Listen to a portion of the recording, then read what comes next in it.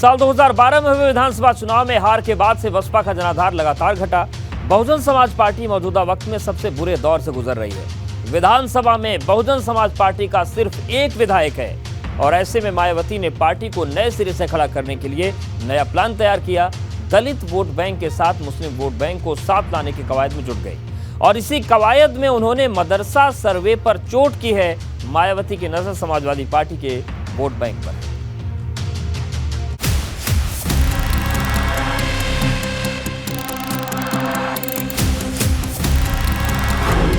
मदरसा सर्वे बहाना, मुस्लिम वोट निशाना।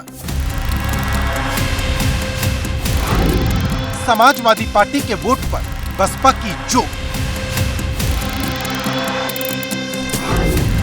निकाय चुनाव पास आया, माया को मदरसा सर्वे याद आया। भाजपा का पसमानदा प्लान, बसपा का सर्वे विरोधी अभियान।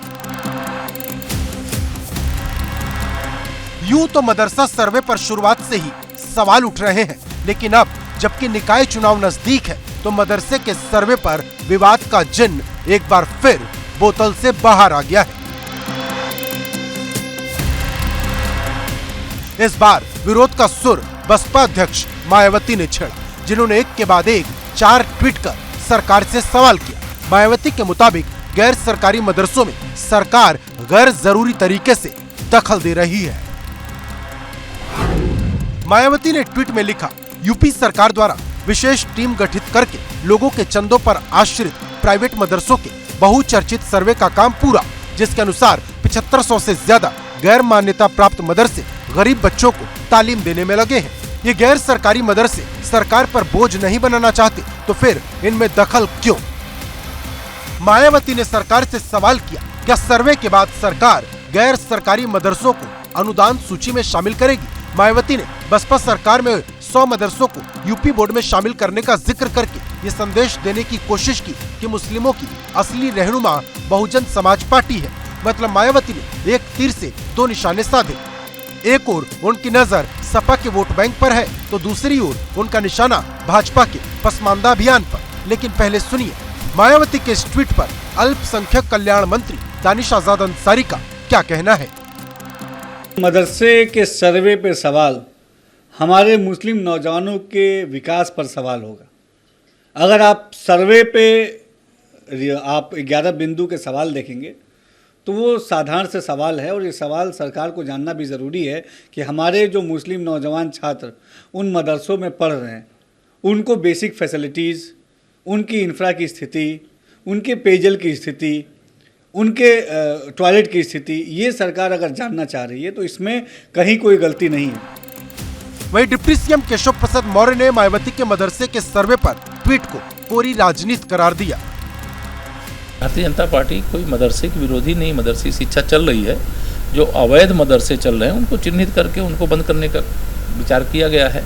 और अवैध कुछ भी चले, चाहे वो मदरसा चले, कोई प्राथमिक विद्यालय चले, कोई हिंदी मीडियम का, इंग्लिश मीडियम का, या किसी भी प्रकार से अवैध जो भी है वह अवैध है, जो वैध है वो वैध है। मदरसे के सर्वे पर मायावती के ट्वीट को निकाय चुनाव और आने वाले 2024 के लोकसभा चुनावों की तैयारियों से जोड़कर देखा जा रहा, क्योंकि हाल ही में पश्चिम में यूपी के बड़े मुस्लिम नेताओं में से एक इमरान मसूद को मायावती ने पार्टी में शामिल कराया था, जो कि उत्तर प्रदेश विधानसभा चुनाव से ठीक पहले सपा में शामिल हुए थे। मायावती ने इमरान मसूद को उत्तराखंड और पश्चिमी यूपी के 4 मंडलों का संयोजक बनाया है। वहीं पूर्वांचल के गढ़ में गुड्डू जमाली की न सिर्फ पार्टी में वापसी कराई, बल्कि आजमगढ़ उपचुनाव में गुड्डू जमाली को उतारकर सपा की हार का रास्ता भी तैयार कर दिया।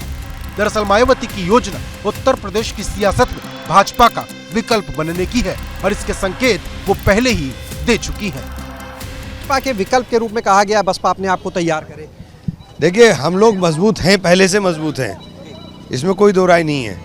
जो कमियां दी उनको दुरुस्त करने के लिए बहन जी ने सबको निर्देश दिए और निश्चित रूप से स्थानीय निकाय चुनाव के अंदर एक बेहतर परिणाम के साथ बहुजन समाज पार्टी का आपको दिखाई देगा। साल 2012 विधानसभा चुनाव के बाद से बसपा का जनाधार लगातार गिरा है, जिसे सहेजने के लिए बसपा नई रणनीति पर आगे बढ़ रही। दूसरे लफ्जों में कहें, मायावती दलित और मुस्लिम गठजोड़ से फिर से सत्ता का रास्ता तलाश रही हैं। Bureau report, ABP Ganga.